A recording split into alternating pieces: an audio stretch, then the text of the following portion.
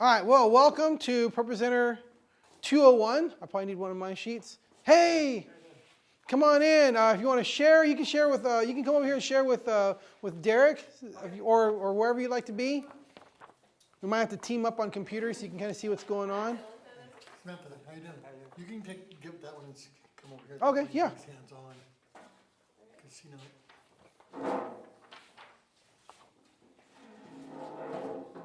All right. Well, this is ProPresenter 2 class, the 201 class. I hope some of you were here last time in the class. Some of you, I hope maybe you've watched the 101 class on YouTube. It's there available. Actually, if we go to, am I on Wi-Fi here?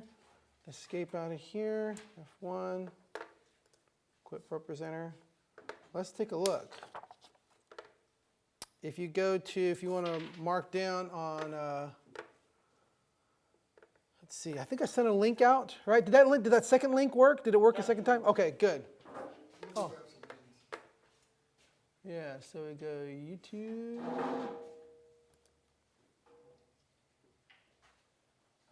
I'm curious if we can search for,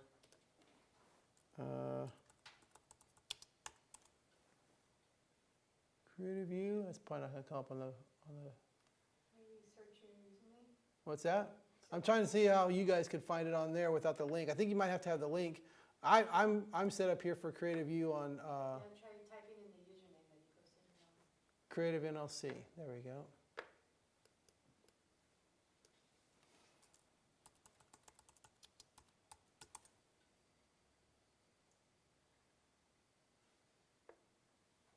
It's like, I'm right here. You don't see me? Anyway, I'll go to my channel here, just so you guys see what's going on. The first ProPresenter class is on there. Derek's not here. Okay, cool. Let Derek know if you guys need this link. Derek, I think I sent you this link as well to send to everybody else. I sent you and Julio this link to the YouTube video for the ProPresenter 101. No, I didn't get that. Oh, okay. I'll make sure I'll send that to you tonight. If you guys need to see this and watch the 101 class, it's on YouTube. Yeah, it's the 101 class. It's the precursor to this one. That's on YouTube there.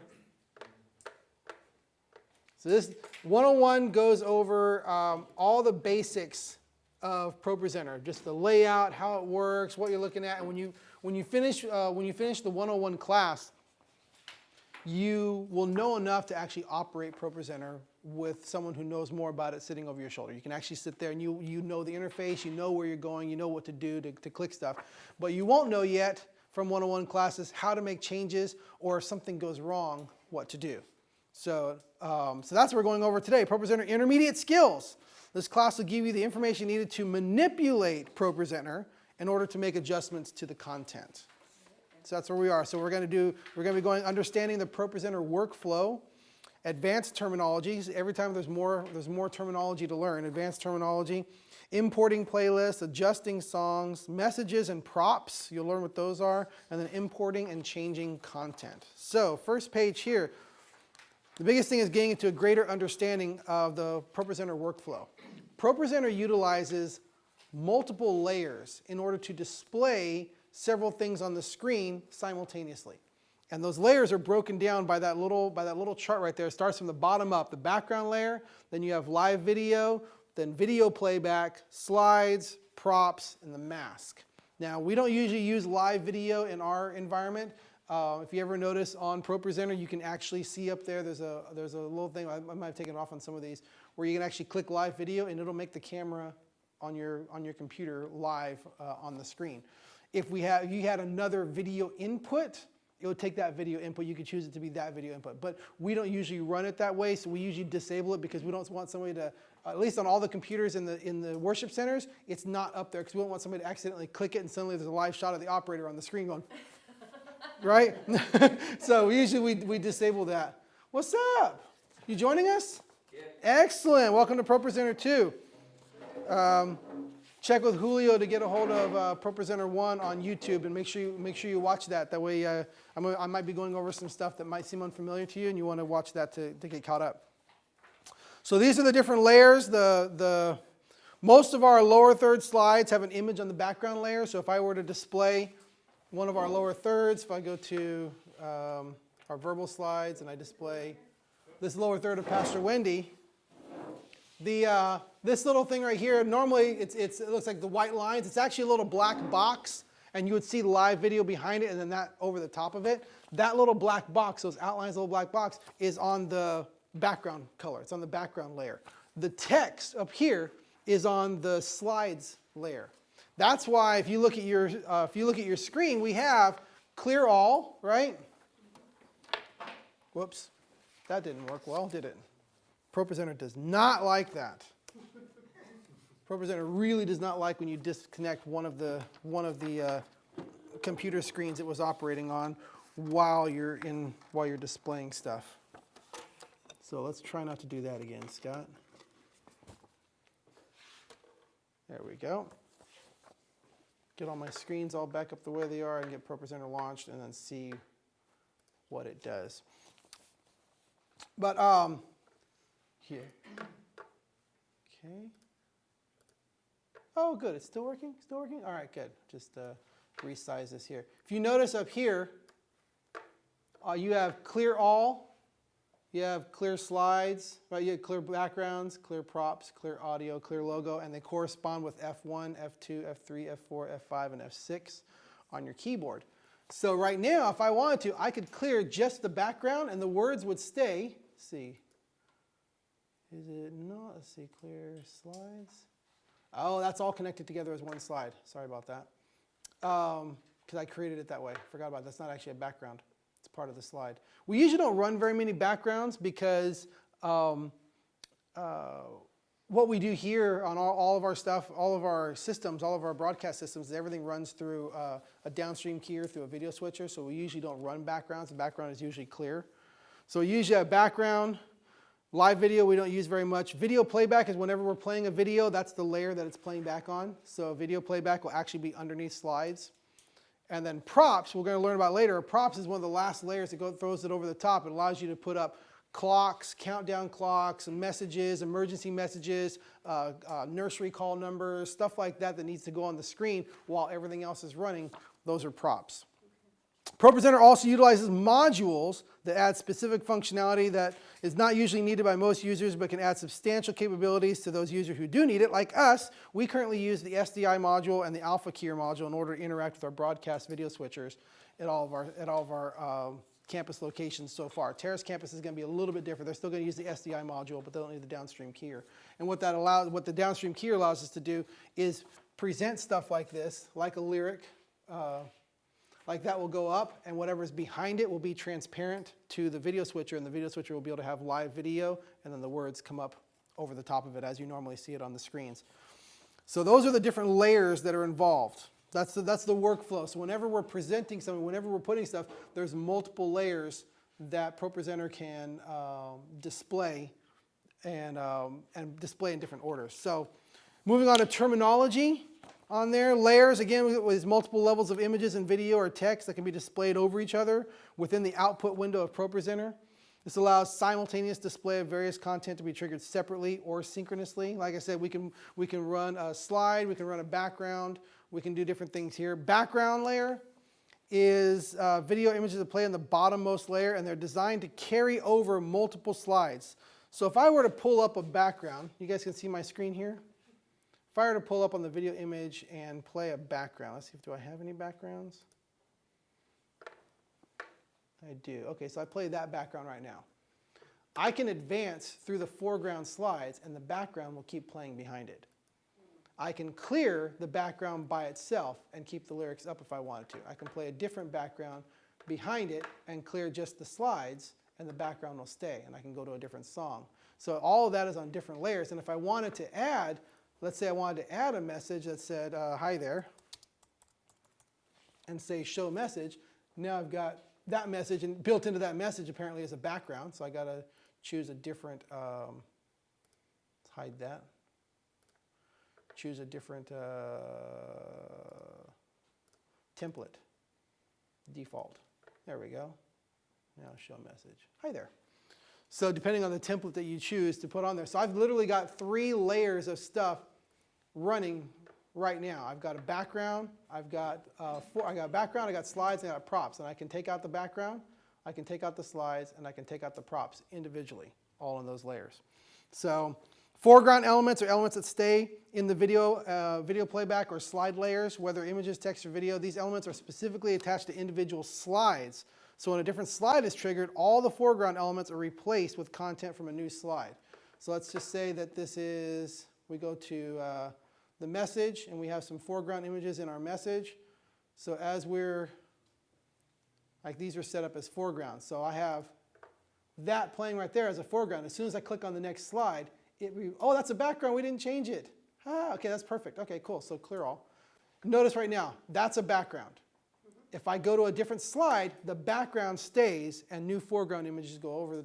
Now what I do is I right click on this, and now I say media queue behavior, let's make it a foreground. All right, so now I clear all. Now it's a foreground. When I click on it and I click on another slide, it replaces everything. It no longer stays behind it because now it's a foreground image, and another foreground image will replace a previous foreground image. But this one is still a background. So if I have that as the background and come in over this, whatever slides I put, the slides will all change and the slide content will change, but the background will stay there until I either clear the background, clear all, or replace it with another background. Even if I go to another foreground and I clear the foreground, clear the slide, let's see, clear props, clear all. So there we go. So if I go background, so a foreground will go over a background, but a background, there we go, yep. What was your question? When you're looking at the screen, how can you tell the difference between foreground and background? That was a very good question. What we're going to do is let's pull up. Let's see what you guys have. Come back to that because we're going to be importing a whole show into there. After we import it, you guys will have something that you can see on there. So after we import it, bring that question back up because I want to show you. But it's in the top left corner. A background looks like this image right here, the video image. How it shows like a film clip or a picture in front of it on your guys' screen where it says video image, audio, messages. That video image logo is actually the same logo as a background. Whereas a foreground looks like a clapperboard with the play button. So you'll see the difference once we get on there. Again, props are stuff like messages, baptism. If we're going to put up that hi there message, show message, it's going to put it up there over the top of other things. And even if I'm running all this other stuff, that props layer, even though I'm changing foregrounds, changing background, doing all this stuff, that props layer is still there. It's its own little thing. And that won't clear until I either clear the props or go back to messages and say hide. So there's a couple different ways to clear that. Okay, groups. This is a big one. This is a big one. We're going to go to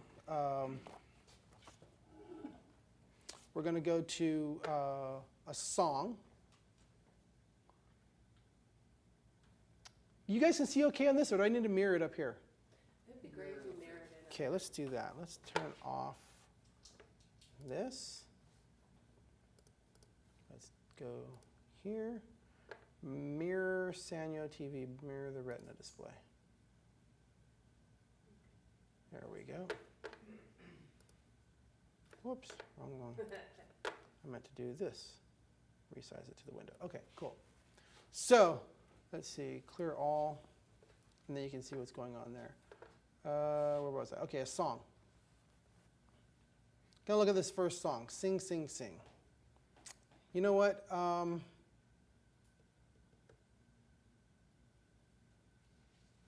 I might have to jump ahead because you guys really need to be interacting with this while you're seeing this. I may not have thought this out very well. And it's all being recorded, so I look really dumb right now. Here's what we're going to do. Adjusting songs. We're going to actually go to the second to last page, right? Creating content, countdowns. Where is it at? Where is it at? Importing playlists. Should have numbered these pages. Importing playlists. It's on the back side of page 3. On the back side of what? I think it's on the back side of page 3. Importing playlists. We're going to do this part right now, and then we're going to go back and talk about terms. Yep, importing playlists. ProPresenter allows the user to create a playlist, right? Like we have up here. We create our playlist. Let me show this right here. See, here's all of our playlists. Here is actually Sunday's playlist for Northwest, Southwest, Terrace Campus, all those. This is how we output them here. So this is our one playlist. We can choose a different playlist here. Let me see here. Will you let me? You won't let me understand. Okay, cool. So here's this playlist. Allows you to create a playlist and then export this playlist to play on other machines with ProPresenter. The process of exporting the playlist bundles all of the content. So everything, every loop slide, everything that's in here, all the text that's on there, the verbal slides, the announcement videos, every piece of content that is in every single document in this playlist gets bundled together and exported as a single file. It ends up being about almost a 2 gig file, depending on how much video content there is. It exports all the content and puts it into one bundled file. And then I put that file, if we hide, go hit the yellow button to hide that down to your dock. If you look on your desktop, this is all disorganized now because everything's been resized. Somewhere on your desktop, there should be a folder called ProPresenter Bundles.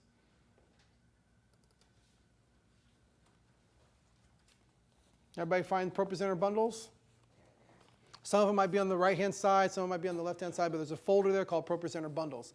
Now, all of you should have at least one item in there, and that is this past Sunday's 170319. You guys all have that file in your ProPresenter bundle?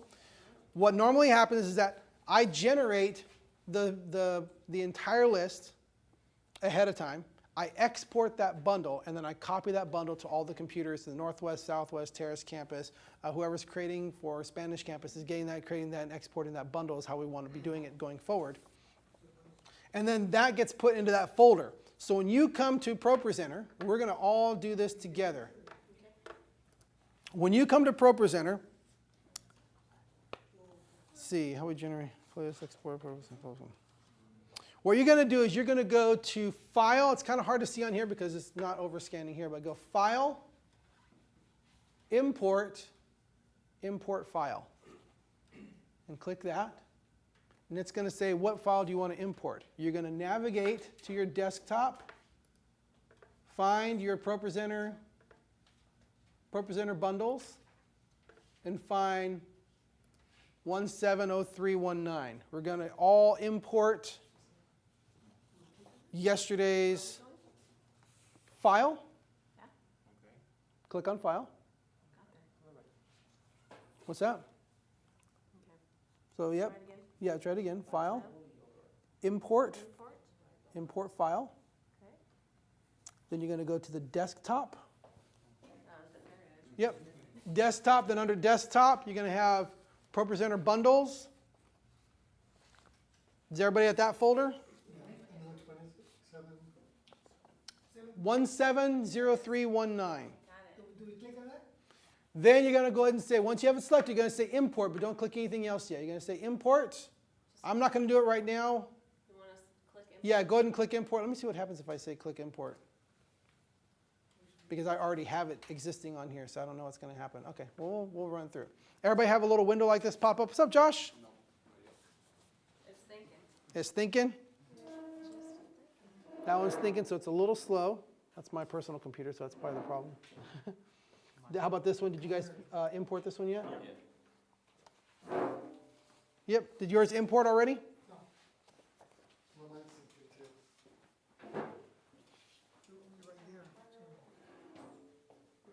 Right there. Sorry, go back into ProPresenter. Here? Yep, go back to ProPresenter. Go ahead and click on ProPresenter. There you go. Now File. Yep, Import. Import file. And then it says skip, add new version, or right over. Good. Hold on to that. Hold on to that right there. Yep. Now find desktop, because it'll always be on your desktop. Right there on your list. And then look for ProPresenter bundles. There you go. ProPresenter bundles. And that file right there. Yep. Now, some of you, because, hit import. Some of your computers just imported the whole thing. It thought about it for a second, wound up, and then imported the entire thing into your computer because the libraries and the files didn't exist before on your computer. So it's just going to bring them in because nothing existed. Some of you might be getting this because the files that I exported, all of these right here, right? Sing, sing, sing, mighty to save, no longer slaves, those already exist on your computer. So it's asking, what do you want to do? I'm bringing in a new one. Do you want to replace it or skip it and keep the old one?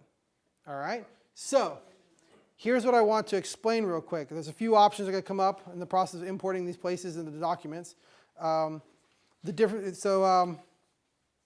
It's associated with the documents in the local ProPresenter folder on that computer. I'm right here. And it's likely that these documents already exist, and ProPresenter will ask you if you want to replace the old ones with the new ones. Now, because of the difference in templates used at each campus, the answer to this question depends on the campus. All right? The default placement of text is the lower third on the screen. See how all these are at lower thirds? This is the default text. It's how it's going to run at Northwest, how it's set up on the computer. It's where we normally want all the text. It's where it normally works out with the way we do it at Spanish campus and stuff. But Southwest, because of how low the screens are, because of the low ceilings, we can't do lyrics on the lower third. We have to do the lyrics on the top. And we usually put up on the top left. All right? So that means it's a different template. We're going to get back into that when we go back into the terminology and stuff. But if I say write over, then the song that you have, this version, which is a lower third, is going to write over your previous version. And now Southwest is going to have lyrics on the bottom of the screen instead of at the top where it needs to. But if you say skip and don't import, then all the arrangements that were set up in this file don't get transferred over to the song on your computer. So you either have to, some of these, you either have to say skip, keep your template and just make sure your arrangements are done afterwards, or bring in the arrangement and then when you're done, change the template back to whatever your side is. So right now, we are going to say write over on all of these. We're going to write over each one. It's going to say, because I've already got message, this one already exists. It's okay, I'm going to write it over with a new one. I've already got this message. All of mine, I can just say apply to all if I want to. All right, I'm going to write over all of them. And now, that's fine. Save anyway, save anyway, save anyway. It's doing it because, whoa, because I already actually had it all open and it's writing over the top of everything. So normally you won't have to deal with this. Yeah. It's just I had everything already created on this computer and I just told it to write over everything that was already created. That won't be a problem that you normally have on your computers because this is the computer that actually generates all the content. So your computers, when you're receiving that information, when you're importing that file, when you're importing that bundle and expanding it, you might have a few songs that say the same. You might have like, what I say on here, which ones commonly,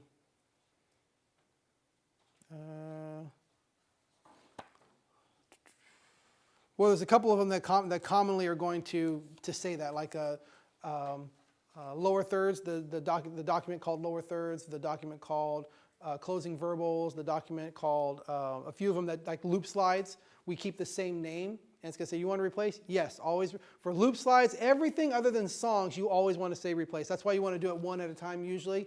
But since we know we're going to replace everything, we just went ahead and say replace everything. So now, on your guys' computer, you should have the same playlist that I have. You should have loop slides Northwest, loop slides Southwest, loop slides Terrace Campus, countdown Northwest, countdown Southwest. You should have sing, sing, sing, mighty to save, no longer slaves, verbal slides for Northwest, verbal slides for Southwest.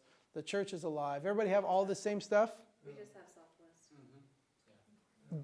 Just have Southwest? No. I take that back. Make sure you're clicked on, Good. yeah, make sure you clicked on the 19th. Make sure you clicked on, everything's okay. You guys all see the same stuff? You guys all see the same stuff? Okay, good. All right. So now we have just imported all of the slides. Now, if you are located at Southwest, you don't need the Northwest loop slide. You can actually, we're not going to do it right now, but you can actually right-click on the Northwest loop slide and say remove from playlist. It's not actually going to delete that document anywhere. It's just going to remove it from this playlist. Same thing. Now, question, do we do that every Sunday when we're? Somebody has to. Either the producer who gets there first, they might do it, or if they don't have a chance to get to it, you as the computer operator may have to do it. So that's why I want you guys to know. Sometimes if I'm able, depending on what I'm able to do on Saturday, sometimes I've already done it on Saturday. When you come in on Sunday, it's all set up. What you're looking for is your playlist. If your playlist has the date of Sunday, if you show up on March 19th this last week and your playlist says 170319 and it's got everything just for your campus, then I've already done this whole process. Or you might come in and it only has the 12th. And you're like, oh, okay, we didn't import it. So then you go to File, Import File, you find it in the bundle, import it, do all those things, bring it in, and then remove from the list everything that's not for your campus. All right, so now we're going to go back a couple of pages and go over terminology. That way I can show you this stuff while you guys have things on your list. We're going to go to the song Sing, Sing, Sing. If you click on it, it should show you your whole song. Starting at the top. Again, check your guys' stuff. We learned this in the first class. If it's not on contiguous, it'll only show one thing on the scroll. No matter how far I scroll, it only shows one thing at a time. Whereas if it's on contiguous, it'll show everything. And then as I scroll, it'll go from one song to the next song and it'll show everything on there. So we usually run everything contiguous. If it's on contiguous, just click on the slide and it should jump to the top of that slide. Just a single click on there. What you see here is all the slides. You notice there's instrumental, chorus, right? Verse 1, verse 2. There's the chorus again. You notice it's the same thing. Instead of creating a bunch of slides, so I'm typing up verse, and I'm typing up chorus, and I'm typing up the chorus again, and I'm typing up verse 2, and I'm typing up the chorus again. ProPresenter allows you to do this. We're going to all go over here, and we're going to find, this is called, on the next page, arrangements. Arrangements is going to allow us to manipulate the groups. I can get this group of slides right here. We will sing, sing, sing, make music of the heavens. That's the chorus. That allows me to grab those 3 slides and I can group them. When we get into class 3, you'll learn how to do this. But I can get these 3 slides and then I can right click and say, I got to ungroup them if I wanted to do that because right now they're still grouped. But I can say make them a group, and it'll say what group do you want them to be. I can choose a pre-made group. We have pre-made groups. I'll show them to you over here in preferences under our labels. We have pre-made groups at verse 1, they have colors assigned to them already. That may not be this way on your computers right now, but on our presentation computers at the venues, we have these groups already done. Verse 1, verse 2, verse 3, verse 4. We usually have up to 4 verses, 3 choruses, a couple of bridges, tag, ending, instrumental. We've got these groups already pre-labeled and pre-colored so that for the most part across our campuses we want to be consistent. So if we come over here, as it shows with the red circle, we come over here and reveal the arrangements. Click on this little button right here. That reveals all of our groups. These are the actual groups of slides right here. And then this shows us which arrangement is being used. So it goes instrumental, chorus, instrumental again, verse 1. So I can get as many of these as I want and drag them down here into this arrangement. But what we're going to do is we're going to go over here where that green circle is, I have pointed over here. And we're going to click on there and we're just going to look at the master. So do that real quick. Click on that gear that's over on the left and select master. And what that's going to do is that's only going to show us the actual master group of slides in that document. Is everybody at that point right there? We're almost there. Cool. Master. Master is where we create the groups. Master is where we assign what the groups are going to be. All right? So this is instrumental, this group is chorus, this group is verse 2, verse 3, chorus 2, there's a chorus 2, there's a chorus 3, and then it looks like there's something that exists that I didn't really match up, so I just disabled them. You can always right-click a slide and say Enable Slide, and now it's visible and usable, or right-click and Disable Slide to where it's invisible. So right now, here's our master slides for Sing, Sing, Sing. Now, what we're going to do, I'm going to take you through so you can see what's going to happen. We're going to create a new group. So let's go over here, and we're going to say Add New Arrangements. Everybody do that right here. We're going to call this arrangement Test.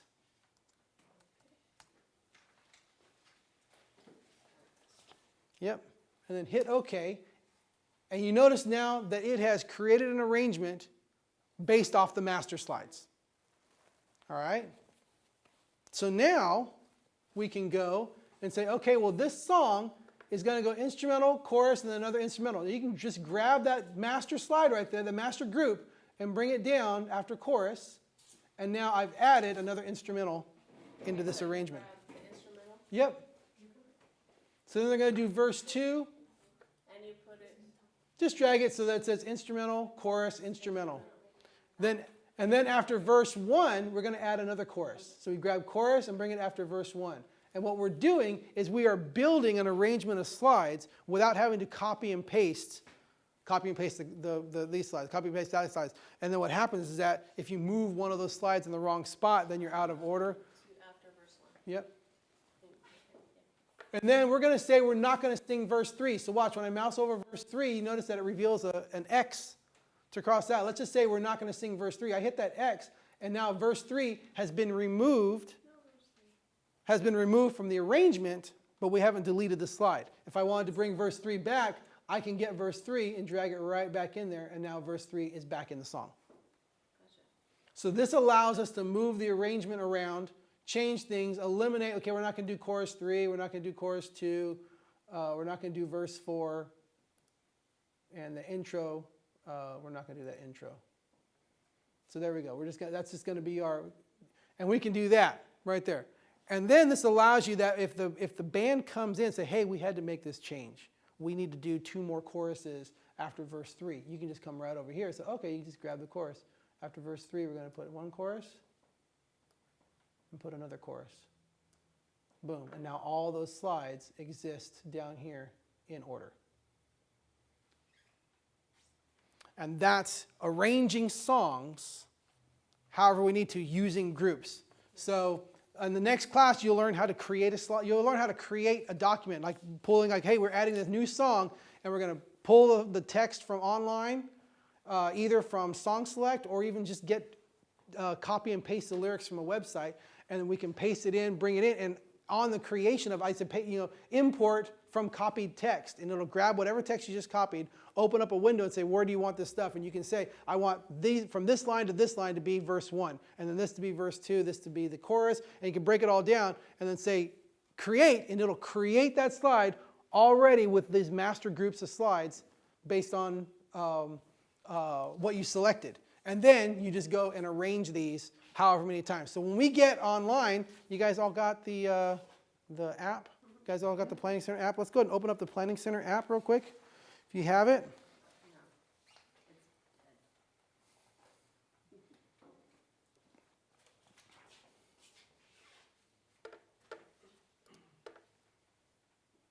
Pull up the website here.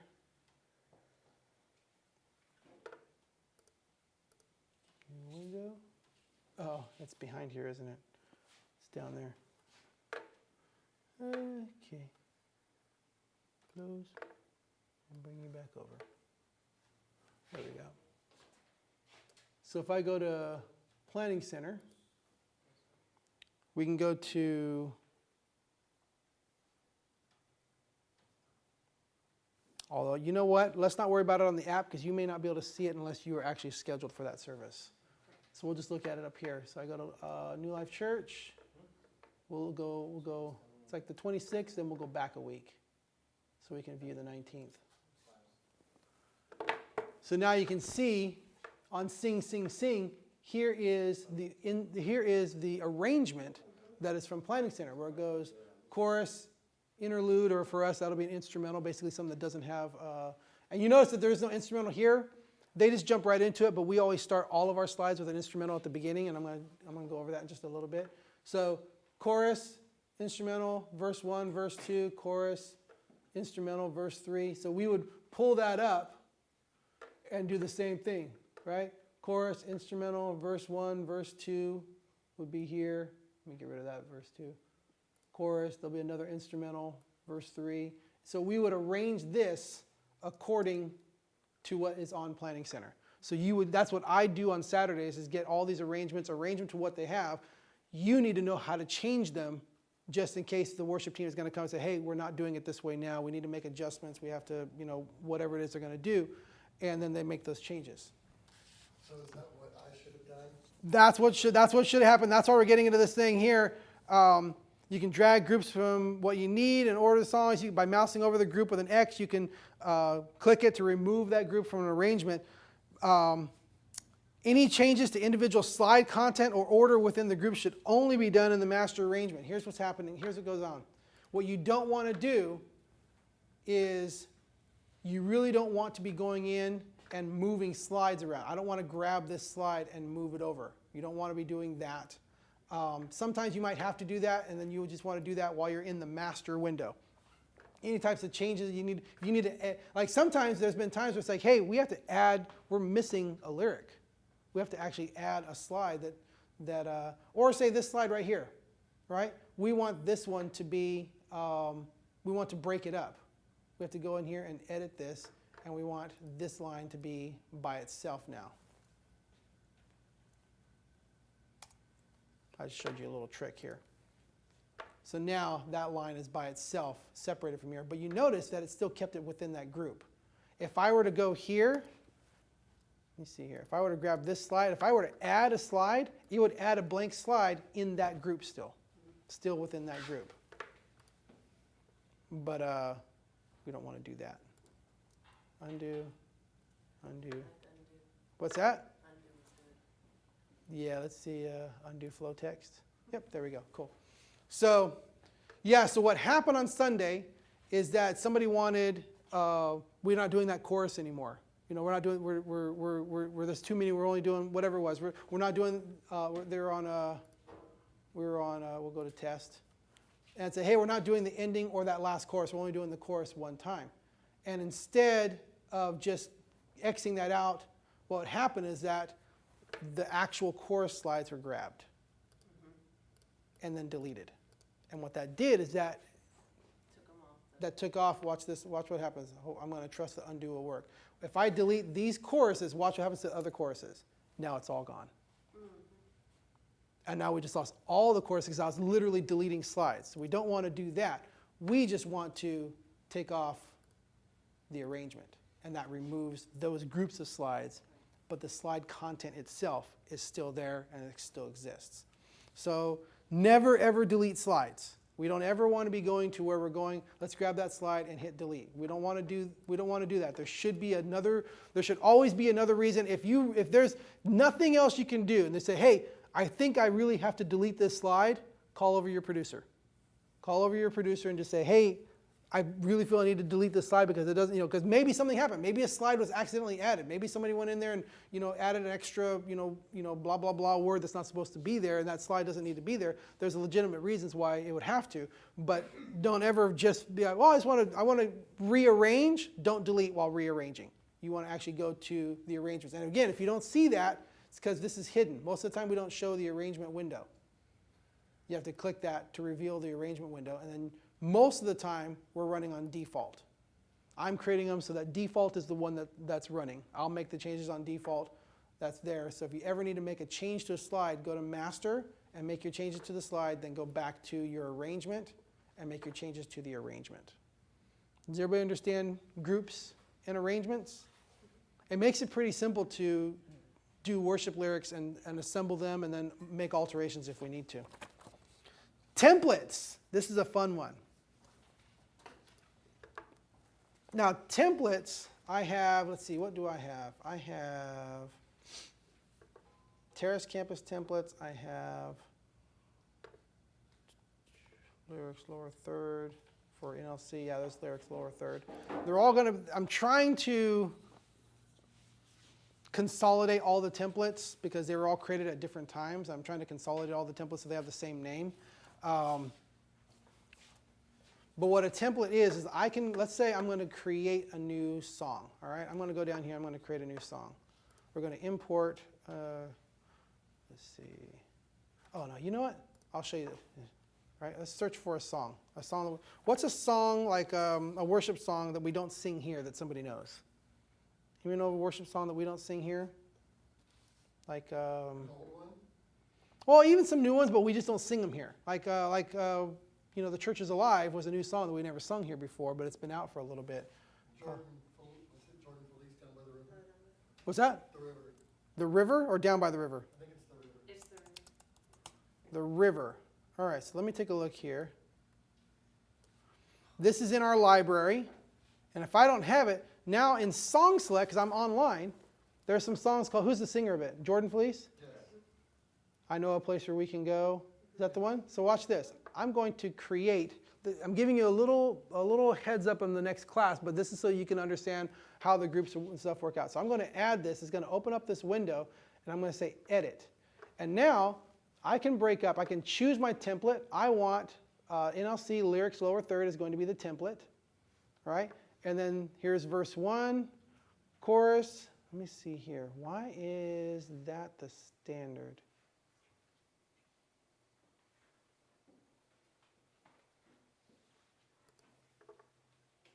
Group color, none. Undo. Slide color, none. Slide color, none. For whatever reason, it's done this here. So I'm getting the slide color. There's a default slide color for some reason on here that's not supposed to be doing, so I got to figure that out. The teacher should probably know what's going on, right? So group color is going. I'm going to put it on magenta. So there's the group color. So there's verse 1, pre-chorus. All right, so I can go, that's verse 1. Let's choose our group label is going to be our, do we have a pre-chorus? Oh, that's why I didn't do it. We don't have a pre-chorus. I'm going to add pre-chorus and choose our normal pre-chorus color, which is cyan. So that's now pre-chorus, chorus, and then bridge is not a normal one. I think bridge 1 is what we need to have it say. So I'm going to set that for a group label, bridge 1. So here's a new song, but that's too many places, too many words to fit on one screen. So where I put my keyboard, I put my cursor, right? If I hold Option and Return, it creates a new slide. Say that again? If I hold down Option and Return, so I go right here and I say, I want like a tide that's rising up inside, a current that moves, come alive. I want to break this song up. See how it's like 4 lines? I want to break it up into 2 slides. Where I place the cursor, if I hold Option and hit Return, it separates that and creates a new slide at that point. Again, I'm giving you a little preview of stuff that's coming up in the. Keeps it within that group. Yeah, and it keeps it within that group. Any slide, once you name a group, see how you notice that the group is here on verse 1? Any blank slides that have not been assigned to a group will just become part of that group until another slide is created that has a different group. Once I name that group, then everything after that slide that I add will start being of that group. So that's why you always want to start with, here's our main groups, then break them up and they'll stay within the same groups. Whereas if I start fresh, if I just bring in text, and as soon as I say one group, everything will be that group. And then I got to go, okay, now here's where the chorus, I start, then I click and say that's chorus. And as soon as I do that, everything after that will be chorus. So you can create it that way. This is a couple different ways to create it. But again, I'm just going to go right here. We're washed in the river. Option, return, washed by the river. You will leave unchanged. Option, return. There we go. Into paradise, I'll go option, return. Ooh, amazing grace, let go, option, return. So now I've broken up, I'm going to break up one more right here. That sounds good. And now I'm actually going to say import. And now there's that song. And oh, you know what I realized? I didn't add our instrumental that I normally like to do. So I'm going to select the last one, say add slide. You notice that it just added it and it thinks it wants to be the same group. Now I can just right click and say, no, we're going to make this a new group. This is going to be instrumental. And I'm going to drag that up to the top. All right, now I reveal, there's my instrumental, verse, pre-chorus, chorus, verse 2, bridge, ending. Now I'm going to say add new arrangement. I'm going to call this default 1 or just default, either way. And now I know, okay, now the song arrangement is going to go verse 1, pre-chorus, chorus, verse 2, pre-chorus, chorus, bridge, pre-chorus, chorus. And just now, we've created a whole song arrangement from a brand new song. It's all grouped, it's all there, and then as the operator is running along, they're just going next, next, because we know that's the arrangement that it's going to be. So now, what if I needed this template to be something else? What if I needed, we're going to do, let's say we're doing this song at Southwest. All right, so I'm going to add this song, The River. We're going to bring it down here, right above Sing, Sing, Sing. So now there it is, but we need to do this one at Southwest, and the lyrics need to be up at the top. Now, I actually have not created a template for Southwest yet, so we're going to do that right now. I'm going to edit this slide. I'm going to grab this text block. I'm going to bring it up here. I'm going to make it flush to the left, flush to the top, just like that. And now I'm going to come down here and say, that side is selected. I'm going to select that slide. I'm going to go to templates. And I'm going to say, new, save selected slide as a template group. I'm going to create a new template group. We're going to call this Lyrics Southwest. All right? So now I can grab this song. I can go up here to template and say, let's make that Lyrics Southwest. I want that template right there. When I click on that, see, you going to do it? Oh, it's because, because I had one selected. Sorry, because I had one selected, it only did it to the one. You got to select just the song, Lyrics Southwest, and then adjust all of them to that template. Now, what you might have to do is, because Southwest, it's going to cut over into their face, now you're going to have to go over there and say, I know a place, okay, I know a place where we can go, lay your troubles down, eating your soul. So you might have to trim it at Southwest, because if the lyrics went all the way like that, they'd be over the person's face. They're trying to sing this in their face right there, and it doesn't look very good, so you got to kind of trim it back. Now, if I wanted to change that, right? Here's Sing, Sing, Sing. Here's a river. Now I can get that and change it back to lyrics NLC lower third. And now it'll put them back to where that is.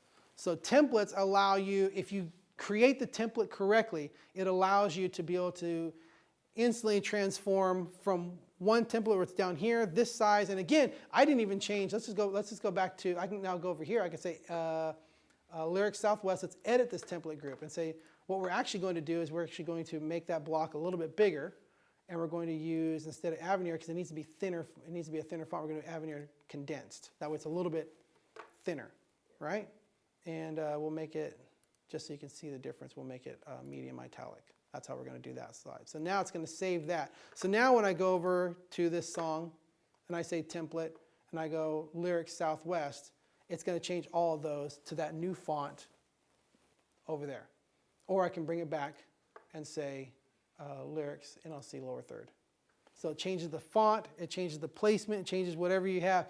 And if you have multiple things, like some slides have multiple text blocks. Well, it depends. You have to make sure that you name all those text blocks. There's places where you can go in. Again, we're going to get more into this when we get into class 3. But I can go in here, edit the slide, and click on this and say that text block is called, instead of default, that text block is now lyrics, lyric. Boom. So if I added another text block and brought up here, well, undo. Let's bring you down, bring you up. We'll call song title, right? I named that text block, instead of just text element, I name it song title. Right? Yeah. So now, when I get this group, I get this slide, and it's in this template, I can go and then say, okay, then the other template's going to be, this song title is going to be in the bottom, this is going to be up over here on the left. Any place where it sees that there was a block called song title, it'll move that song title to where the template says to move song title. But if you don't take the time to create those connections, it'll just pick in order whichever one you have and move it, and sometimes it might not be the right thing. So that's why it's important when we get into how we're creating it, how we name it, so that when you do change the template, everything changes like you think it should. That's what we have to do for our Terrace campus, because if you notice at Southwest and Northwest, everything is 16 by 9, widescreen, right? And we use lower thirds. Whereas Terrace campus right now, their projectors shoot 4:3 square, and they don't have lower thirds. They have to fill the entire screen. So I've got to get these message slides to fit in here. So that's what I did, is that I created, in fact, you guys will watch it right now. We will duplicate, let me find that 170319. So what we're going to do is I'm going to get Southwest. I'm going to duplicate it real quick to Terrace Campus Test. I'm going to bring that down here into our timeline. I'm going to remove Terrace Campus from there right now. So I'm looking at Terrace Campus West, and I did verbal slides. Why did I do that? Sorry. There we go. Duplicate. Southwest Terrace Campus Test. All right, so now I'm going to bring that down here. So we can look at Southwest here, and Terrace Campus Test is exactly the same because I just duplicated it. But now I need to get, and I can either grab the whole thing, but you notice that I've got verse message points, right? I've got message slides which have two different text blocks. I've got verse slides that are in a different position that have a different text block. So what I want to do is I want to grab all my verses. So these yellow ones here. I want to grab all my verses, just those verses, and I want to say change them to template. Oh, you know what I got to do first? I have to change this to 4x3, which is 1024 by 768. So now everything's all stretched and square. I'll grab these guys here, and I'm going to say template. We're going to make it Terrace Campus Scripture. And it's because I've arranged it so. Only thing is it didn't change is the background. So because I didn't originally create the first slide correctly, this is the problem that you're seeing, is that now there's two backgrounds. It didn't replace the background, so I got to delete the old background. But you notice that it took what was the verse content and then the scripture reference. So here, scripture reference is on top of that line, the verse content is in there. Whereas the Terrace Campus, the verse content's in the middle and the scripture reference at the bottom. Because I named them correctly when I changed the template, it got that, moved it down here, got that, moved it up here, changed the size and everything. The only thing, because I didn't create it right the first time, is it didn't swap out the backgrounds because the backgrounds are named something different. The element wasn't named. So that was a long time to go into, but that's templates. When we generate things correctly, when we need to change templates. So like what happened on Sunday, we brought in to Southwest, we brought in no longer slaves.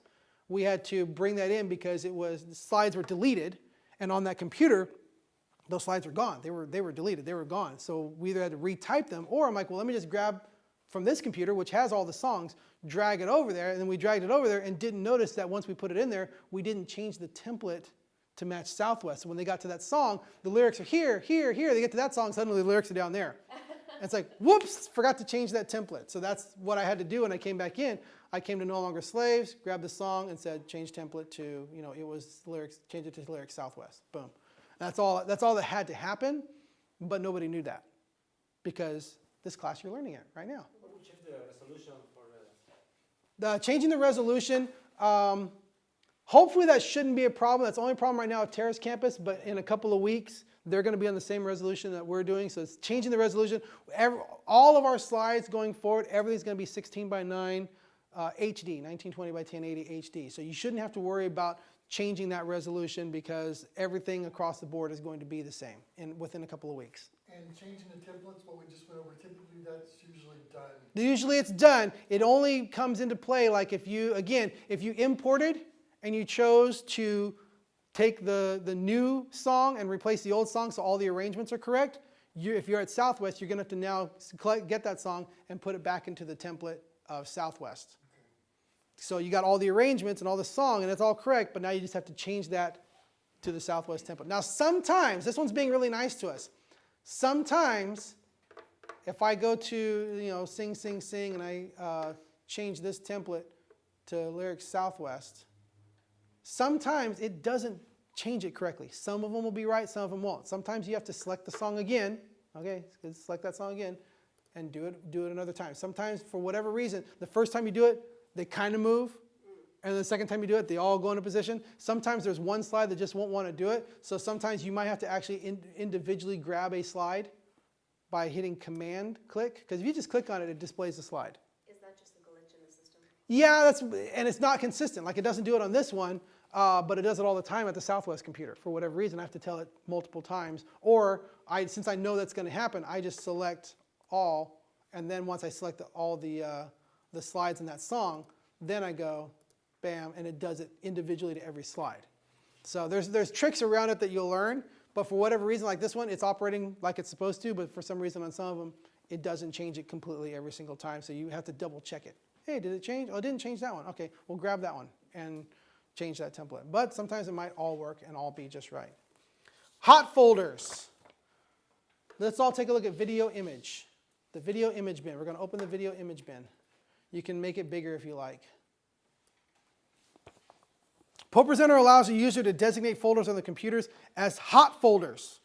ProPresenter will create a playlist in the video image bin showing the content of that hot folder. And from then on, any content added or removed from that folder on the computer will be reflected in that hot folders playlist in the video image bin. What that means is that, let's do this real quick. You ready? We're going to quit ProPresenter. Everybody, ProPresenter, quit ProPresenter. Are you sure? Yes.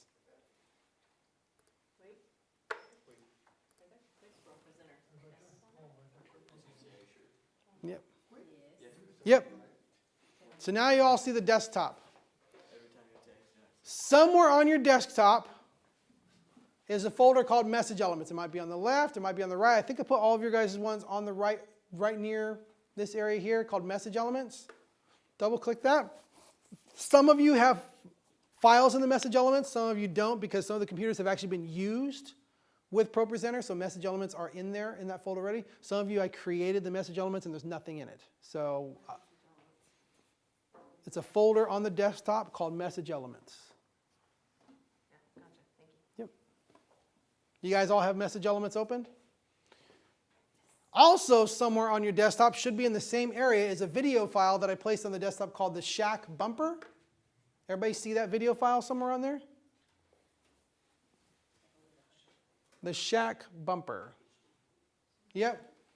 We're going to drag that file into your Message Elements folder. Just drag that file into the Message Elements folder, and it's going to take it off the desktop, and it's going to put it in the Message Elements folder.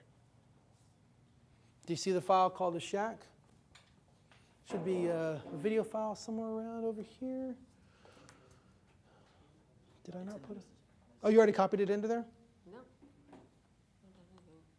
No, ours was already in there too. Well, There's there's the shack right here? There's the folder. no. No, look, scroll down. It's under it. What was it? Okay. It's the HD. There, right. Just the Hold on. Double click the Message Elements. Double click. You have to actually click it. There you go.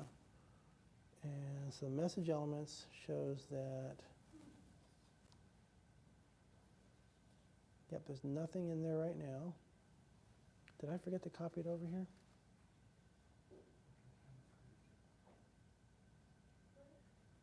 All right, so right now instead, grab that video file, Emily, and drag it into the message folder, Message Elements. Cool. Everybody else who had the Shack one dragged into there? It was located somewhere over here and you dragged it into there? No, it was just right here. It was in this, and I just dragged it in. Okay, gotcha, yeah. This right there. So double click Message Elements, or where is it? Yeah, where's Message Elements? You got that? Then drag this file right here to drag that into the Message Elements folder right there. What we just did is we just copied a file on the desktop. You guys did that? Yep, cool. What we did was copied a file into that hot folder. Now, everybody go back to ProPresenter and launch ProPresenter. Should be on the dock down there at the bottom. Go ahead and say update. Go ahead and say OK.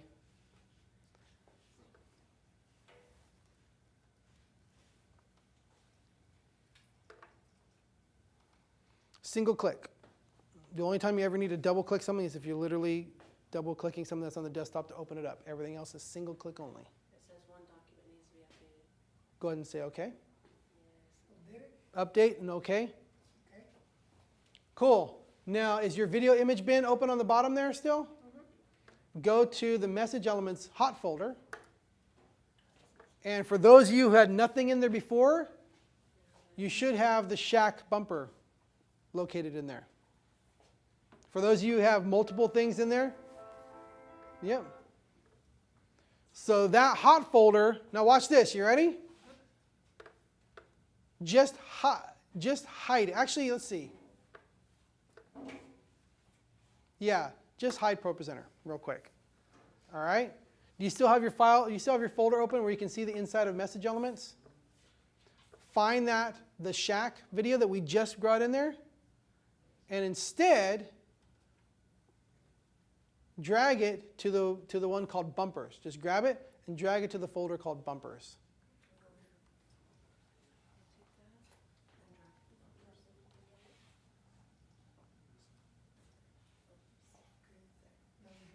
Right?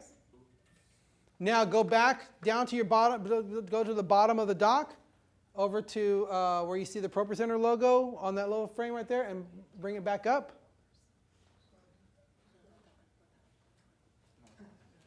Very far left. And drag it into bumpers. Cool. Now just mouse down over here. And then it'll bring up the dock, and then click all the way over here and select, keep going. There's the ProPresenter window. Click that to make it back up. Everybody have ProPresenter back up? So now go click on ProPresenter to bring it back up. Now you notice, now you go to bumpers, go to the bumpers. And now the shack video is in the bumpers. You go back to message elements. Did it move it or did it copy it? Should have moved it instead of copying it. But they're hot folders. That means whatever you do out there, dragging files in and out of those folders, they show up on these hot folders in here. This is a very important lesson to understand about ProPresenter. All right? It's called referencing. All right? ProPresenter does not actually store, for the most part, does not actually store content within the application itself. When content, like we just did, we just added that into the hot folder and it showed up on ProPresenter. When you do that, ProPresenter creates a little slide element, creates a little thumbnail to say this is your video, but that's not actually the video. The video is still stored on the hard drive where you left it. And then it makes a reference to it. It's important to understand this because if I drag a file onto my desktop, and then I go without using a hot folder and just drag that file into ProPresenter, and I'm running ProPresenter, and then I go and get that file off my desktop and go delete it, ProPresenter can't find it anymore. If I plug in a thumb drive, boink, and go to ProPresenter and say, import that file, it shows up right here, but the file still exists on the thumb drive. You eject that thumb drive, take it out, put it in your pocket, go to click that file, it can't find it because it's referencing where it was. That's why it's important to use hot folders, because when you put it in the hot folder, it's automatically importing from that location into ProPresenter, and you don't ever want to take it out of the hot folder again until you're done with it. Message elements, that's the other thing, is the message elements folder really should only have whatever you're using this weekend. When you're done with this weekend, everybody hide ProPresenter again, the little yellow button. There should be a folder, it may or may not be on some of yours, called old message stuff. When you're done with the message elements for that week, we want to grab everything from there and drag it into old message stuff. That way, every week when you come in, message elements is blank and it's only for the stuff you're using this week. Otherwise, you'll end up with 300 things in the message folder and you can't find what you're looking for. You'll put all that stuff in the message folder and then you'll come back over here and you'll have a whole screen full of stuff and it's hard to find. We always want to make sure that message folder is only for stuff that's happening this week. Once we're done, again, are we deleting it? No. We're moving it to another folder because there's a possibility that password, hey, we want to pull that video back up again. Or hey, what was it? I've had so many bad experiences with deleting things that I didn't want to delete. Me personally, I've done that so many times that I have just gotten to where I have this delete phobia. You know, I'm just like, storage space is so cheap now. I mean, there's a 3 terabyte drive inside of this thing. And that means that That's 3,000 million megabytes. So it's like, you know, and this one video file is like maybe 100 megabytes. So I could store 3,000 of those files on there without a problem. So I'm like, I would rather just copy it into another folder instead of deleting it. So that's what I want us to do. So each week, because then eventually I can go on these computers and look at, yeah, we don't need this anymore, and I can clear it out and stuff like that. But what we don't want is we don't want a screen full of videos. Every week we want to get the message element stuff, put it in the old message stuff that's not going to be used, and then we're ready to go. So referencing, make sure wherever you put it, it stays there until you don't need it anymore. What's great about the hot folders, again, what's great about the hot folders is that if you're using the hot folders properly, when you take it out of the hot folders, the reference to it is now gone from ProPresenter. ProPresenter is not looking for it anymore because you've moved it out of there and it's basically been de-imported and removed from ProPresenter. Hey, look, we already did this part. Importing playlists. Again, going through there, you're going to be. We went through that whole process. You're looking for the one each week. It may be done for you, it may not be done for you. I may have done it, the producer may have done it. You are the last line of defense. If it hasn't been done yet, when you show up, better get on it because that means we're all, if it hasn't been done, it means that something happened to me and I couldn't do it the night before and the producer has been tied up in that morning handling something else and suddenly it's like, okay, well then I better get on it and get this imported and get this figured out. Adjusting songs. We actually have kind of already gone over this, but I'm going to go over a few things. Again, ProPresenter makes it easy to create, edit, and display song lyrics. No matter how much we try to do things, last minute changes sometimes happen, so you need to know how to arrange and change the arrangement, or possibly even fix a typo, or change the stage display layout. Let's get into that real quick. So adjusting the arrangement. Is everybody pretty good on how we adjust the arrangement? Let's have you guys do that to a song, all right? Let's load up. Let's go ahead and go to Mighty to Save. Let's close our video image windows. That way that's not in our way. That's a toggle. You click it, it opens it up. Click it again, it closes. So let's close that so it's not in our way.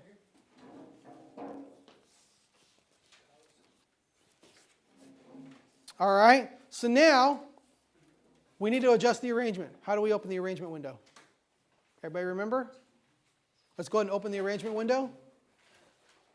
I'm not going to do it on my screen. I want you guys to figure it out, and then I'm going to do it. Everybody got the arrangement window. Opening the arrangement window for Mighty to Save.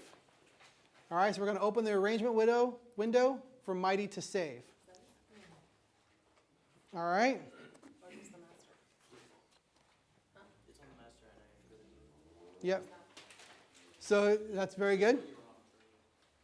So now, if you're only showing the master, you want to go over to the gear on the left of the master list and select your default list. Right now I'm actually going to, I'm going to add a new arrangement. Because I don't want to be changing this one actually, because, so what is, let's see, what does your guys' arrangement show? Instrumental, verse, chorus, instrumental, verse 2, chorus, bridge, chorus, chorus. 2 bridges, 2 choruses? Yep. Okay. I just recreated a new one because I don't want to, because this again, I create all the message slides and everything off here, so I don't want to change my master on this one. So I don't want to change my normal default one. So we all have the same thing now? Is that Mighty to Save? Mighty to Save. We've opened the adjustment window on Mighty to Save. We have gone over to the gear and said, show the default one, not the master. Is everybody on default? Cool. And you have this arrangement, looks like that? Okay, cool. So now I'm the worship leader, and I'm going to let you guys know, hey, we have a last minute change. We're only doing 1 chorus at the end instead of 2, and we're adding a bridge after that last chorus. Can you guys make that change? So instead of ending with 2 choruses, you're going to take off the last chorus and add a bridge.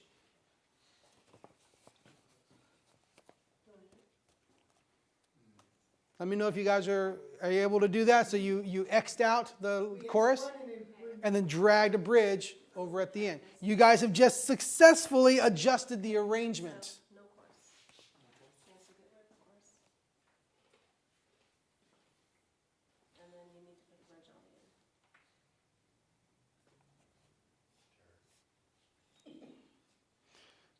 end. It's in red. Do not ever delete or move individual slides. All right? So we're not moving. We didn't grab any slides. We didn't actually grab any slides. We did it all in the arrangements. And now, close the arrangement window. But what happens if you do have to fix, say, a typo? All right?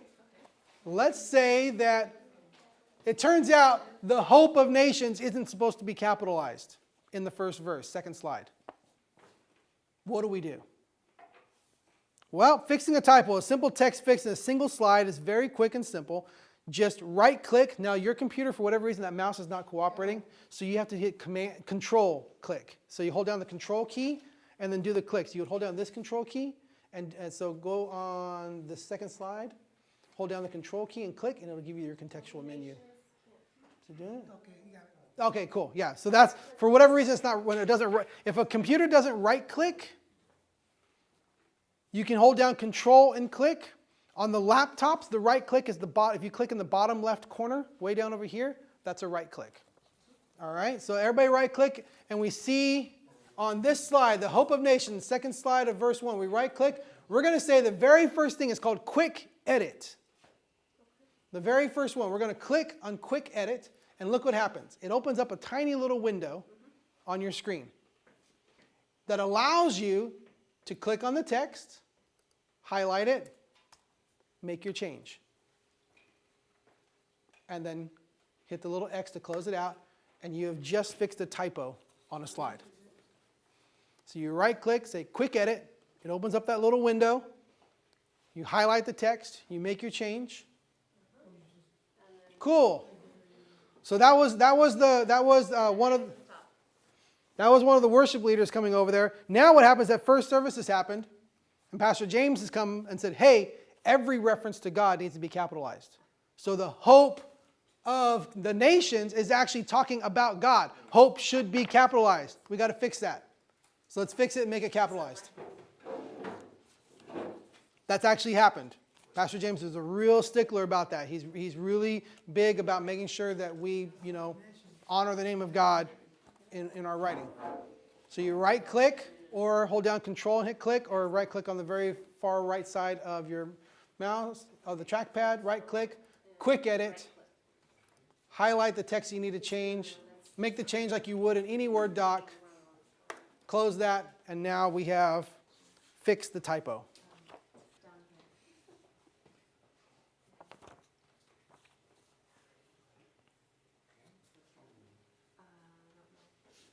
You guys have a question? We're not right clicking. You got to right click is all the way over here. So you right click, the very far corner. Then select quick edit. Right. And so now it looks like this. So click on it. Just go and click on the text. Gotcha. Yep. Click in there where it needs to be. There you go. Because it was highlighting all the text. Then delete and capitalize the H.